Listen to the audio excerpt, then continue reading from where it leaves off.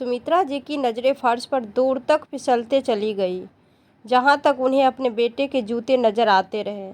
जब वो नज़रें से ओझल हो गया तो सुमित्रा जी ने अब भी अपनी नज़रों का रुख बदल लिया और दोबारा फर्श पर पोछा लगाने चली गई। उनका दिल रो रहा था, उनकी आंखों से आंसू थमने का नाम ही नहीं ले रहे थे। उन्हें यकीन नहीं हो रहा था कि उनका अपना ही बेटा, जिसे उन्होंने कितनी मेहनत से पाला, जिसके लिए उन्होंने अपनी नींद, आराम और सुख चैन सब कुछ भुला दिया, वही आज उसे पहचानने से इनकार कर रहा था।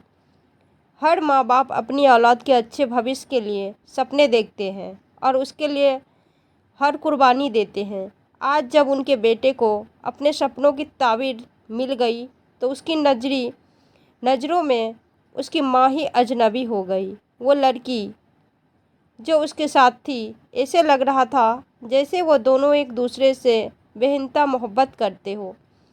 इधर उधर से सुमित्रा जी के सुनने में आया था कि वो दोनों जल्द ही शादी करने वाले हैं। सुमित्रा जी ये सोचकर खुश थी कि कितनी खूबसूरत और पढ़ी लिखी लड़की उनके बेटे की ज़िंदगी का हिस्सा बनने जा रही है। एक दिन सुमित्रा जी ने अपने बेटे साहिल को मुखातिब करते हुए कहा, बेटा, कभी 2 घड़ी मेरे पास भी बैठ जाया करो। जब से तुम अस्पताल में शिफ्ट हुए हो, तुमने तो घर की तरफ मुड़कर भी नहीं देखा। ऐसा लगता है जैसे हमारे सारे रिश्ते और ताल्लुकात खत्म हो गए हैं। माँ की बात सुनकर साहिल ने उनकी ओर देखने की बजाय इधर उधर देखने लगा। फिर गुस्से में ही अपनी माँ को घूरते हुए बोला, कितनी बार आपको कहा है कि अस्पताल में मुझे बेटा कहकर मत पुकारा करो। अगर किसी ने सुन लिया तो जानती हो ना मेरी कितनी बेइज्जती होगी। एक काम वाली औरत मुझे अपना बेटा कहे, ये मैं बिल्कुल बर्दाश्त नहीं कर सकता। उसकी बात ने सुमित्रा जी के दिल को तोड़ के रख दिया था, मगर वो माँ थी, औलाद की 100 गलतियाँ पर पर्दा डालकर उसे ताबीज़ देकर खुद को तसल्ली दे सकती थी। और सुमित्रा जी ने भी ऐसा ही किया। वो सोचने लगी कि क्या करे, वो बेचारा मजबूर है, इतने लोगों में उठना बैठना है। अभी वो किसी को ये नहीं बता सकता कि वो किस खानदान से ताल्लुक़ रखता है। ये सोचकर ही सुमित्रा जी अपने आंसू पीकर रह गई। मगर जब साहिल उनके सामने से अजनबी बनकर गुजरता तो उनके दिल पर आरी जलने लगती थी। अब जब से सुमित्रा जी को ये पता चला था कि उनका बेटा डॉक्टर पूनम से शादी करने वाला है, तब से सुमित्रा जी खुशी से पागल हो रही थी। डॉक्टर पूनम 1 साल पहले ही अस्पताल में आई थी। बहुत नेक, हमदर्दी और देखने में भी बेहद खूबसूरत थी। सुनने में आया था कि वो बहुत अमीर खानदान से ताल्लुक़ रखती थी, लिए वो अस्पताल में नौकरी कर रही थी और इसके बाद अपना नया अस्पताल बनाने का इरादा है। इसका यकीन वो सुमित्रा जी के बेटे साहिल को भी अपने साथ अस्पताल में रखने वाली थी। इसीलिए सुमित्रा जी के बेटे साहिल को अपना भविष्य उज्जवल नज़र आ रहा था। तभी वो पूनम को अपनी मुट्ठी में करने के लिए उसके आगे पीछे घूमता रहता था। लगता था वो भी उसे पसंद करने लगी है। उस दिन जब सुमित्रा जी ने उन दोनों को साथ देखा तो उसका दिल चाहा कि वो उनकी बलाइयाँ ले अपने बेटे की तरफ बढ़ी ही थी कि तभी उनके बेटे ने चिल्लाते हुए कहा, ये क्या कर रही हो आंटी जी, मेरे करीब मत आओ, पीछे हटकर खड़ी हो। देख नहीं रही हो तुम्हारे कपड़े कितने गंदे हैं, कितनी बदबू आ रही है, और ये फ्रेश देखो, ठीक से सफाई क्या करो। अपनी ही माँ को बहुत बुरी तरह डांट कर वहाँ से चला गया और रुक्मणी जी ज़मीन पर बैठकर रोती रही और सोचने लगी कि उनका अपना बेटा अपनी माँ को इस तरह कैसे ठुकरा सकता है। बेटे की आंखों में माँ के लिए इतनी नफरत थी, ये देखने से पहले वो मर क्यों नहीं गई। आज तक सुमित्रा जी खुद को ये सोचकर तसल्ली देती थी कि वो धीरे धीरे ठीक हो जाएगा। जब वो बड़ा डॉक्टर बन जाएगा तो सबको बताएगा कि वो उसकी माँ है, एक काम करने वाली, सफाई करने वाली औरत जिसने अपनी मेहनत से उसे इस काबिल बनाया है। मगर वो तो अपनी माँ को स्वीकार करने को ही तैयार नहीं था। सुमित्रा जी खुद को रोकने की कोशिश करती, अपने दिल पर काबू पाने की कोशिश करती, कि वो बेटे की तरफ न देखे। मगर जब साहिल सामने आता तो सुमित्रा जी अपने दिल के हाल से मजबूर होकर उसकी तरफ लपक पड़ती। तब बेटे की आंखों में अपने लिए प्यारपन और नफरत देखकर वो हर पल जीती और हर पल मरती थी। उनकी ये हालत उनका बेटा, छोटा बेटा दिनेश देखता तो उसे गुस्सा आ जाता। वो कहता, माँ, भाई हमारे हाथों से निकल चुके हैं, वो कभी भी हम लोगों को नहीं अपनाएंगे। अब वो बड़े डॉक्टर बन रहे हैं, उन्हें हमेशा से बड़ा आदमी बनने का शौक़ था और अब उनकी ये ख्वाहिश पूरी हो गई। उनकी शादी भी एक बहुत अच्छे और अमीर ख़ानदान में हो रही है। अगर उन लोगों को पता चल गया कि वो एक काम करने वाली का बेटा है तो आप जानती है क्या होगा। दिनेश कठोरता से अपनी माँ को कह रहा था। तभी सुमित्रा जी ने उसके मुंह पर हाथ रख दिया। वो जानती थी कि वो जो कुछ कह रहा है वो सच है, मगर उनका दिल ये मानने को तैयार नहीं था कि साहिल उनके साथ ऐसा करेगा। उन्होंने कहा, दिनेश, वो तुम्हारा भाई है, उसके बारे में इतना बदगुमान मत हो। वो हमसे ही एक दिन वो ज़रूर लौटकर हमारे पास आएगा और इस बात को भी कबूल करेगा कि हम ही इस दुनिया में उसके अपने हैं। मगर तभी दिनेश ने कहा, माँ, आप इन ख्वाबों को दुनिया से बाहर आ जाइए। भाई ने से अमीर उम्मीद लगाना छोड़ दीजिए। बस कुछ ही महीने रह गए हैं, मेरा मास्टर पूरा हो जाए, फिर मैं बहुत अच्छी नौकरी कर लग जाऊंगा। तब मैं आपको अपने साथ यहाँ से बहुत दूर ले जाऊंगा। वो सुमित्रा जी को तसल्ली देता और सुमित्रा की मुस्कुराता देती तो वो जानती थी कि दिनेश और साहिल में ज़मीन आसमान का फ़र्क है। साहिल तो बचपन से ही खुदगर्ज था, जबकि दिनेश बचपन से ही अपनी माँ का बहुत ख्याल रखता था। सुमित्रा जी की सारी उम्मीदें अपने छोटे बेटे दिनेश से ही जुड़ी थी, मगर क्या करती, वो माँ थी, अपने बेटे से नफरत भी नहीं कर सकती थी। दिनेश के लाख कहने के बावजूद भी उसने इस अस्पताल में नौकरी करना नहीं छोड़ा था, क्योंकि इस बहाने वो अपने बेटे साहिल को एक नज़र देख लिया करती थी।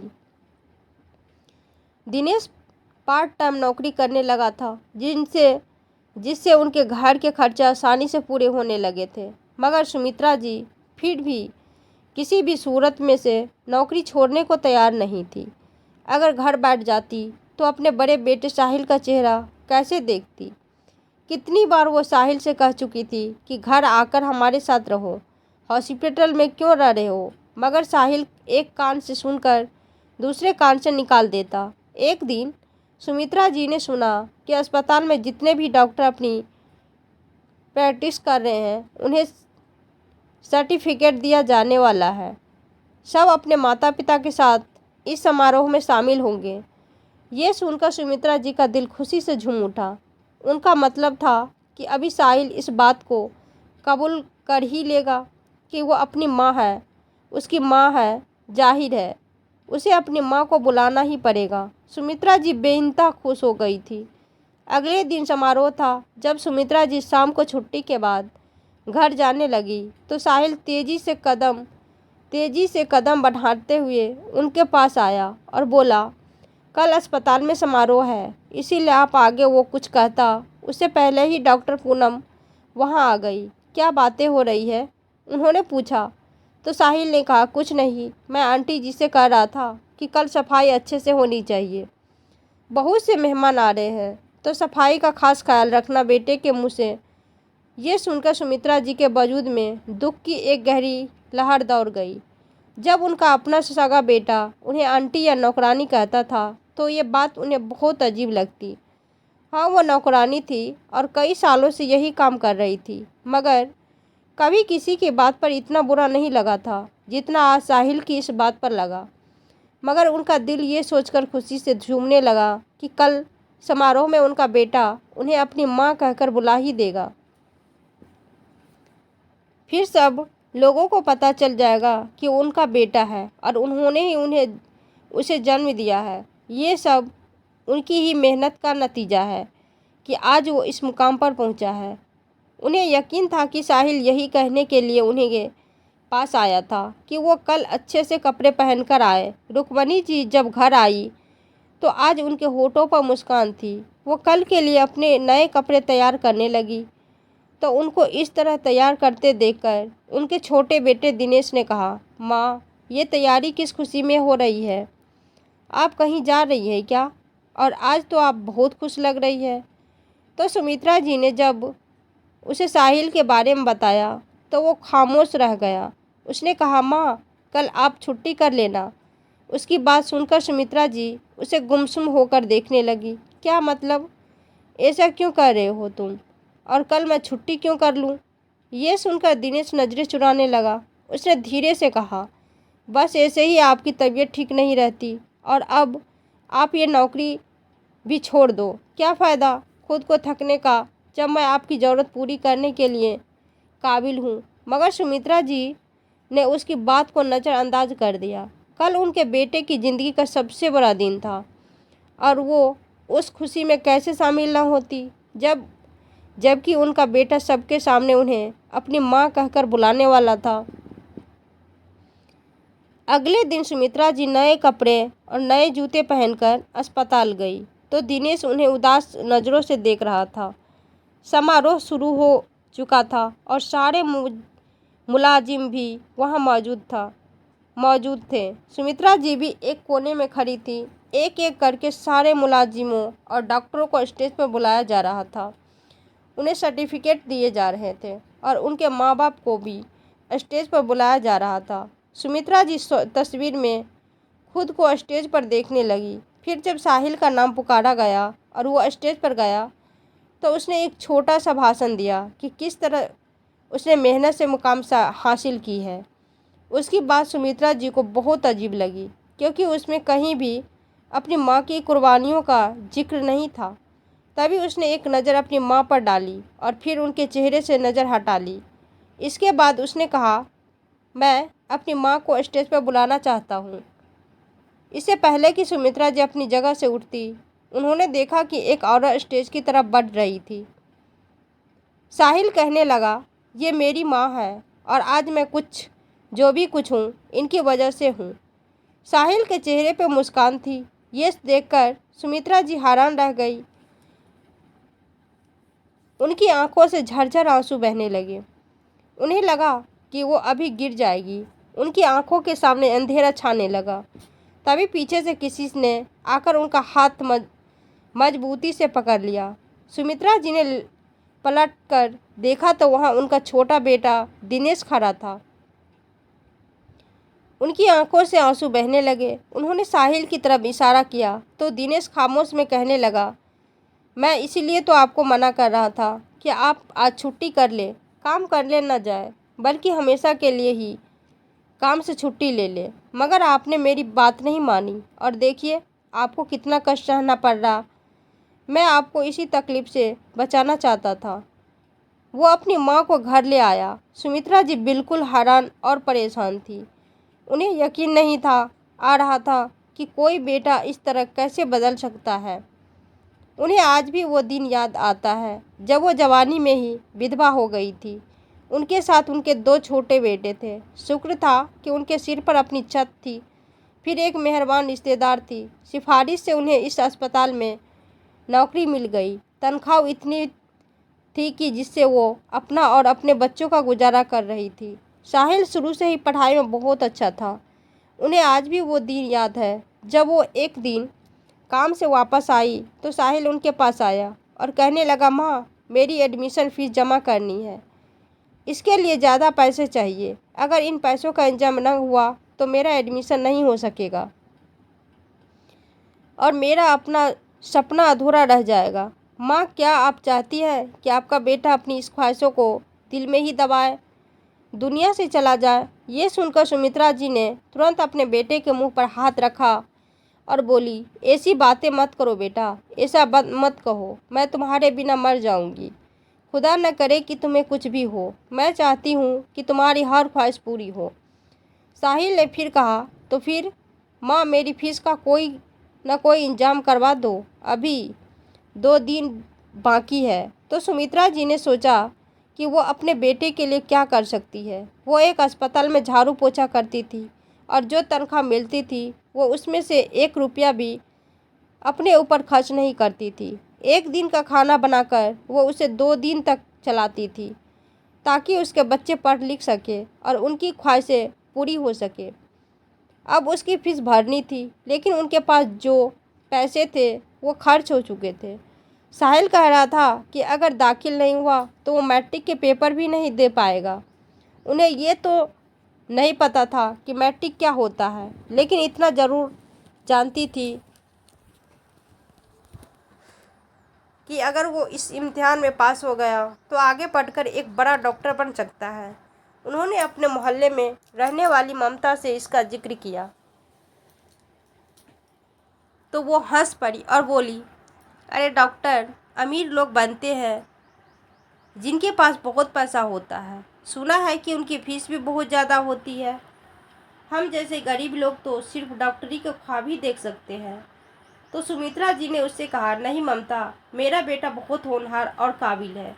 तुम देखना, एक न एक दिन वो बहुत बड़ा डॉक्टर बनेगा। बस एक बार उसका दाखिल हो जाए, फिर सारी मुश्किलें आसान हो जाएगी। पता नहीं क्यों, लेकिन सुमित्रा जी के दिल की गहराइयों से ये आवाज़ आती थी कि उनका बेटा एक न एक दिन बड़ा आदमी ज़रूर बनेगा। सुमित्रा जी ने फिर से एक घर में साथ साथ काम करना शुरू कर दिया। उनके अस्पताल में ड्यूटी सुबह से 9 बजे से शाम 5 बजे तक होती थी और बाकी समय वो कोई और काम कर सकती थी। इसीलिए उन्होंने एक घर में सफाई का काम शुरू कर दिया। सुबह वहाँ 2 घंटे काम करती और शाम को एक और घर में काम करने जाती। उन्होंने मेहनत करके एडवांस में पैसे ले लिए थे। जब उन्होंने अपने बेटे के दाखिल के पैसे जुटा लिए तो उसकी आंखों में चमक आ गई। वो बहुत खुश था कि उसका सपना पूरा होने वाला है। वो सारी सारी रात बैठकर पढ़ाई करता। स्कूल से आते ही किताबों में सर देखकर बैठ जाता। सुमित्रा जी भी उसे कभी किसी काम के लिए नहीं कहती थी, उसे बिल्कुल तंग नहीं करती थी। उनका छोटा बेटा भी पढ़ाई में अच्छा था, लेकिन उसे अपने बड़े भाई की तरह पढ़ाई का जुनून नहीं था और न ही वो बड़ा आदमी बनने के लिए पागल हुआ जा रहा था। वो बहुत अजीब बातें करता जो उनकी समझ से बिल्कुल परे है। अक्सर अपने भाई से कहता, इंसान को बड़ा आदमी नहीं बल्कि अच्छा इंसान बनने की कोशिश करनी चाहिए। ये सुनकर साहिल उसकी बातों का मजाक उड़ाता और कहता, तुम पता नहीं किस ज़माने की बातें करते हो। आजकल कोई इस तरह नहीं सोचता। जिसके पास पैसा है, पैसा और पावर होता है, दुनिया उसी को सलाम करती है।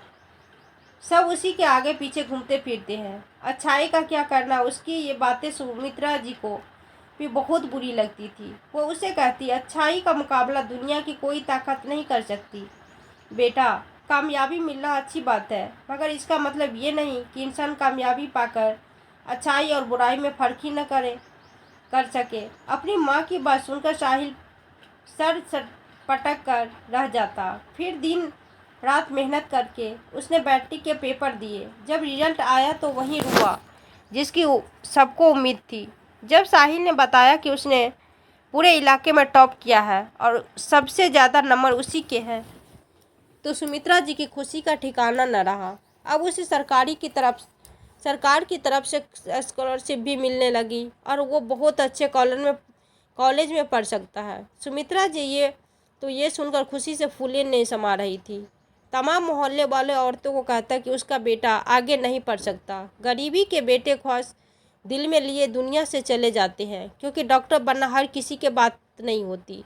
मगर सुमित्रा जी को अपने बेटे पर यकीन था कि वो ज़रूर एक न एक दिन कामयाब होकर दिखाएगा। और फिर उसने शहर के सबसे बड़े कॉलेज में दाखिल ले लिया।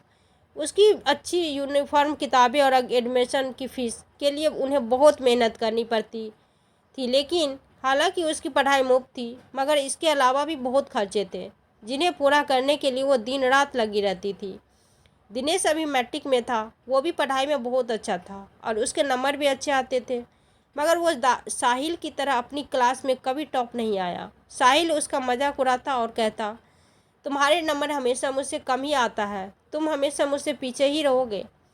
तो दिनेश उसकी बात पर बस कंधे उचका देता, जैसे उसे इससे कोई फर्क ही न पड़ा हो। दिन महीने और महीने सालों में बदलते गए। सुमित्रा जी साहिल के लिए दुगुनी मेहनत कर रही थी ताकि उनके बेटे को किसी भी चीज़ की कोई कमी न हो।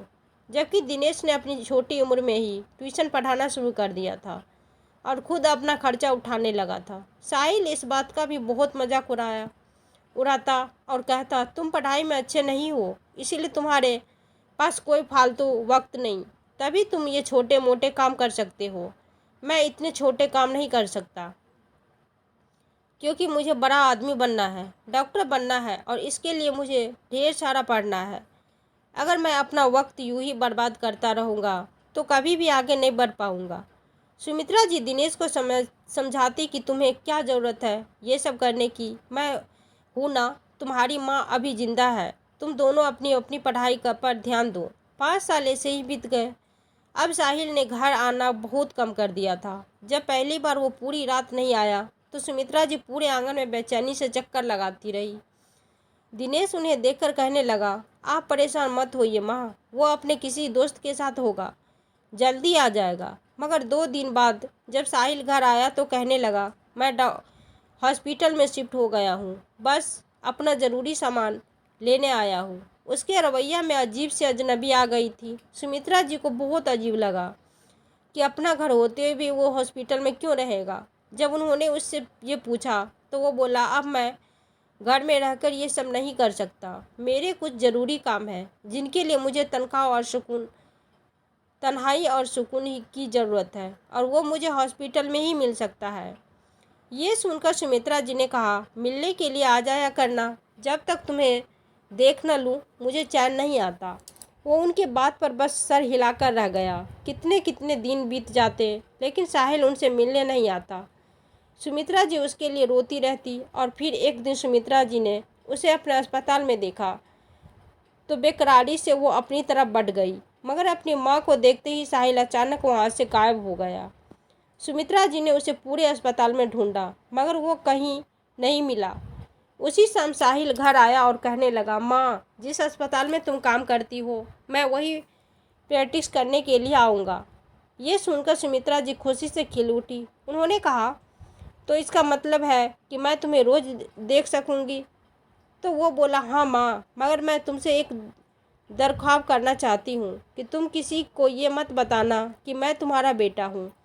माँ, तुम समझ सकती हो कि मैं डॉक्टर बन रहा हूँ और अगर किसी को पता चल गया कि अस्पताल में झाड़ू पोछा लगाने वाली औरत मेरी माँ है तो मेरी बहुत बेइज्जती होगी। बेटे के मुंह से ये सुनकर सुमित्रा जी का तो सदमे के मारे दिल फट गया था और दिनेश भी हैरत में था। उसे भी साहिल से इस तरह की उम्मीद नहीं थी। फिर सुमित्रा जी ने वही किया जो साहिल ने कहा था, क्योंकि उसे नाराज़ नहीं करना चाहती थी। अब सुमित्रा जी उसे अपनी आंखों के सामने रोज़ देख सकती थी, यही काफ़ी था। उन्हें लगा था कि वो कभी न कभी तो सबके सामने ये स्वीकार कर ही लेगा कि वो उसकी माँ है। मगर अब उसने न जाने किस औरत को अपनी माँ बताकर सबको यकीन दिला दिया था। क्या उसकी पहचान इतनी बेमानी थी? क्या वो अपने बेटे के लिए इतनी बुरी थी कि वो दुनिया को ये तक नहीं बता सकता था कि वो उसकी माँ है? जब सुमित्रा जी घर पहुंची तो फूट फूट कर रो पड़ी। दिनेश ने इस मुश्किल घड़ी में उन्हें संभाला और कहने लगा, भाई तो शुरू से ही खुदगर्ज है और कुछ आपकी मोहब्बत ने उन्हें ऐसा बना दिया है। आपने भी उन पर कभी जिम्मेदारी का एहसास ही नहीं डाला। अगर आप उन्हें अपनी कुर्बानियों के बारे में बताते रहती तो शायद आज ये दिन न देखना पड़ता। मुझे भी भाई के रवैयों पर बहुत अफसोस है। कुछ दिन सुमित्रा की छुट्टी पर रही, मगर जब उन्होंने दोबारा काम पर जाना शुरू किया तो दिनेश बहुत गुस्सा हुआ। उसने कहा, माँ, आप बात को समझती क्यों नहीं? आखिर वहाँ क्यों जाती है? क्या मिलता है आपको अपने जख्मों को कुरेद कर? लेकिन वो ममता के हाथों मजबूर थी। वो अपने बेटे को अपनी आंखों से देख सकती थी और इससे ज़्यादा उसे कुछ नहीं चाहिए था। मगर ये बात दिनेश नहीं समझ सकता था। उसी दिन की बात है जब सुमित्रा जी काम पर पहुंची तो वहाँ अफरा तफरी मची हुई थी। जब उन्होंने जाकर देखा तो साहिल खून से लथपथ पड़ा था और डॉक्टर उसे इमरजेंसी वार्ड में ले जा रहे थे। ये देखकर सुमित्रा जी पूरी तरह से चीख पड़ी। उन्होंने इतने समय से ये भरम बनाए रखा था कि साहिल की बात मानी थी किसी को नहीं बताया था कि वो उसकी माँ है, मगर जब उसे इस हालत में देखा तो सुमित्रा जी खुद पर काबू नहीं रख पाई। डॉक्टर पूनम और बाकी डॉक्टरें उसे इस तरह रोते देखकर हैरान रह गए। उन्होंने पूछा, क्या बात है आंटी जी, आप क्यों इतना रो रही है? क्या तुम्हारी डॉक्टर साहिल से बहुत अटैचमेंट है? तो सुमित्रा जी ने उन्हें बताया कि वो उनका बेटा है। ये सुनकर तो सबका मुंह खुला का खुला रह गया। वे कहने लगे, डॉक्टर साहिल ने तो इस बात का कभी जिक्र ही नहीं किया। तो सुमित्रा जी ने रोते हुए उन्हें सारी बात बता दी। इस वक्त साहिल को खून की सख्त ज़रूरत थी और समय पर उसे खून देना बेहद ज़रूरी था, लेकिन उसका ब्लड ग्रुप किसी से भी मैच नहीं हो रहा था। तभी सुमित्रा जी ने डॉक्टर से कहा कि वो मेरा बेटा है, मेरा ब्लड ग्रुप उससे ज़रूर मैच करेगा। किसी भी तरह से ये मेरे बेटे को बचा लो। जांच करने पर उनका ब्लड ग्रुप साहिल के साथ मैच कर गया, लेकिन डॉक्टर उन्हें खून देने की अनुमति नहीं दे रहे थे। उनका कहना था कि वो एक कमज़ोर औरत है और उन्हें खुद खून की कमी है। ऐसे में उनके लिए कई तरह की समस्या हो सकती है। तो सुमित्रा जी दिनेश को फ़ोन करके बुलाया। उसका ब्लड ग्रुप भी साहिल के साथ मैच हो गया। 24 घंटे के लंबे संघर्ष के बाद आखिरकार साहिल को होश आ गया। आंखें खोलते ही उसने माँ को पुकारा तो सुमित्रा जी बेताबी से उसकी तरफ बढ़ी। तो पहले तो वो उसे अविश्वास से देखता रहा, लेकिन फिर उसकी आंखों से आंसू बहने लगे और वो फूट फूट कर रो पड़ा। कुछ देर बाद उसने कहा, मैं कितना बदनसीब हूँ माँ की मैंने अपनी ही माँ को पहचानने से इनकार कर दिया। मैंने अपनी जन्नत को ही नहीं पहचाना। सिर्फ इस समाज में अपनी पहचान ऊंची रखने के लिए मैं खुद को वैसा दिखाता रहा जैसे लोग मुझे देखना चाहते थे। मुझे अपनी माँ को मेहनत करते हुए देखकर पहले शर्मिंदगी महसूस होती थी, लेकिन ये शर्म की नहीं बल्कि गर्व की बात थी कि मेरी माँ एक मेहनती औरत है जिन्होंने अपनी मेहनत की कमाई से हमें इस काबिल बनाया। माँ, मैं तो सारी ज़िंदगी तुम्हारा एहसान नहीं चुका सकता। वो लगातार रोए जा रहा था और एक ही बात दोहराया जा रहा था। डॉक्टर पूनम की आंखों में भी आंसू आ गए। वो बोली, मुझे खुशी है कि तुम्हें अपनी गलती का एहसास हो गया, वरना अगर आज भी तुम्हें ये एहसास नहीं होता तो मैं तुम्हारे साथ शादी करने का फैसला बदल देती। मैं ऐसे खुदगर्ज इंसान के साथ नहीं रह सकती जो अपनी जन्म देने वाली माँ को ही भूल जाए। फिर मेरे लिए तुम्हारे दिन में क्या जगह होती? जब साहिल का एक्सीडेंट हुआ था तब वो सोच रहा था कि पूनम को लेकर बाहर सेटल हो जाएगा और किसी को उसकी असलियत के बारे में पता नहीं चलेगा। उस दिन वो अपने दोस्त के साथ अस्पताल की तरफ जा रहा था जब अचानक यू टर्न लेते वक्त सामने से एक ट्रेन आ गया। ट्रक ड्राइवर नशे में था और उसकी गलती की वजह से यह भयानक हादसा हो गया। साहिल का दोस्त तो बच गया, लेकिन साहिल को गंभीर चोटें आई। साहिल ने तो यहाँ तक कह दिया था कि उसका बचना मुश्किल है, मगर खुदा का शुक्र था कि वो अब खतरे से बाहर था। जब वो पूरी तरह से स्वस्थ हो गया तो घर आकर उसने कहा, मैं अब से इस घर में आप लोगों के साथ ही रहूँगा।